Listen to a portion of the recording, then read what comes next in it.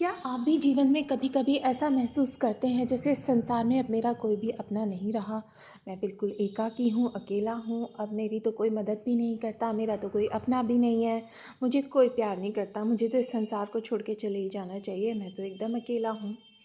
कहाँ करूँ, क्या जाऊँ, मुझे कोई नहीं समझता। ये सारे विचार हमारे मन की गति की वजह से आते हैं। क्योंकि हमारा मन चंद्रमा की गति से प्रभावित होता है। जैसे कि हम सभी जानते हैं, हर मनुष्य के शरीर में 70% पानी होता है और यही पानी अर्थात जल हमारी भावनाओं को नियंत्रित करता है। बहुत सारे ऐसे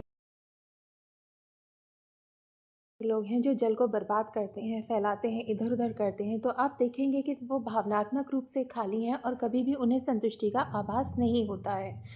ऐसे लोग हमेशा उदासीन रहते हैं और कष्ट की अनुभूति करते हैं। लेकिन मानसिक अब यहाँ आती हूँ मैं कि ऐसा हमें क्यों महसूस होता है कि हम संसार में अकेले हैं या डिप्रेशन की फीलिंग आती है, मानसिक तनाव क्यों होते हैं। जैसे जैसे चंद्रमा बढ़ता है वैसे वैसे हमारे शरीर का जल भी अपनी स्थिति में परिवर्तन लाता है, जैसे कि समुद्र का ज्वार भाटा।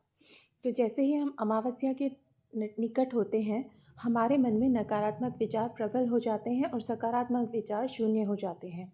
नकारात्मक शक्तियाँ भी ऐसे समय में अधिक हावी होती हैं।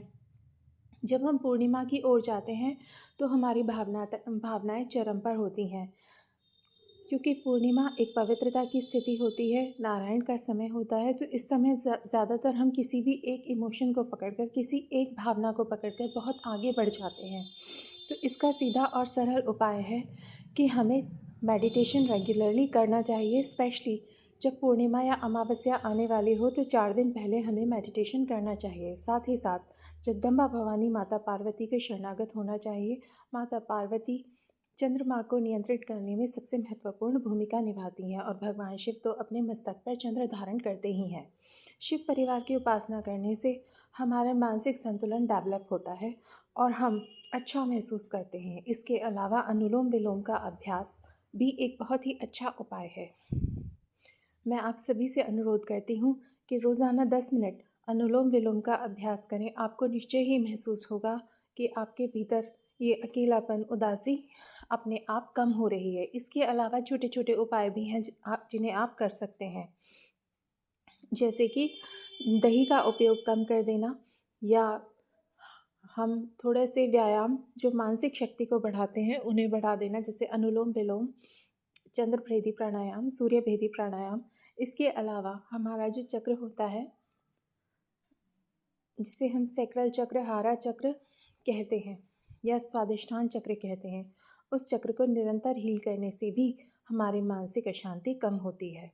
लेकिन अक्सर लोग हीलिंग करने से बहाने बनाते हैं, प्राणायाम करने से भी बहाने बनाते हैं, तो ऐसी स्थिति में और भी दुष्कर हो जाता है। ऐसी स्थिति में आप ये कर सकते हैं, एक टॉर्मलाइन और एक मून स्टोन पहने, इससे आपको अच्छा महसूस होगा। साथ ही साथ ये है, किसी मंदिर में 10-15 मिनट एक्स्ट्रा बैठ कर आएँ, अपने मन की बातें भगवान से कहें। आशा है इस वीडियो से आप सभी को बहुत मदद मिलेगी और अच्छा महसूस करेंगे। थैंक यू वेरी मच ऋतु कौशल, और आपका अमूल्य समय मुझे देने के लिए आपका बहुत बहुत आभार।